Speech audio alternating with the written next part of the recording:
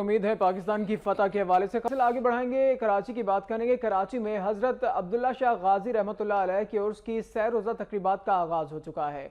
Governor Sindh ने मज़ार पर फातिह ख़्वानी की और फूलों की चादर भी चढ़ाई।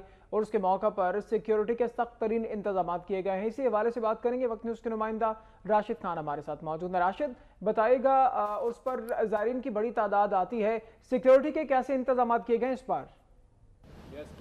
जी बिल्कुल, देखिए सिंध के मशहूर बुज़ुर्ग हस्ती हज़रत अब्दुल्ला शाह गाजी रहमतुल्लाह अलैह का 1286वां उर्स की तकरीबात का आगाज़ हो चुका है। उर्स की तकरीबात रात गए शुरू हुई जब मज़ार को गुस्ल दिया गया काफूर से और मुश्क से, जबकि बाद में सुबह फजर के वक्त गवर्नर सिंध डॉक्टर इशरत लिबात ने फूलों की चादर चढ़ाई मज़ार पर और फातिह ख़्वानी की। उसके बाद बाकायदा जो है ये तकरीबात उर्स की तकरीबात का आगाज़ हो चुका है।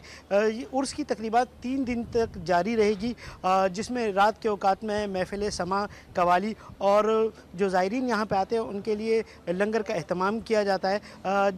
तीन दिन तकरीबात जारी रहेगी। इस मौके पर जो है सिक्योरिटी के सख्त इंतजाम किए गए। पुलिस की भारी नफरी और रेंजर्स की जो है भी पिकेट लगाई है यहाँ पर और गाड़ियाँ भी यहाँ पे खड़ी की गई है। मुकम्मल तौर पर जो मज़ार को चारों तरफ से जो है हिफाजती नुक्ते निगाह से जो है सील कर दी जाएगी और हर आने जाने वाले की मुकम्मल चेकिंग की जा रही है। वॉक थ्रू गेट भी लगाए गए, जबकि ज़ायरीन अब भी आ रहे हैं और यहाँ फातिह ख़्वानी कर रहे हैं और मन्नत मांग रहे हैं। तकरीबात 3 दिन तक जारी रहेगी और इस सिलसिले में जो है मुल्क भर से और पूरे तमाम सूबों से जो है लोग यहाँ पे आते हैं और फातिह ख़्वानी करते हैं। जबकि जो उर्स की तकरीबात है उसकी एख्तितामी तकरीब में जो है वज़ीर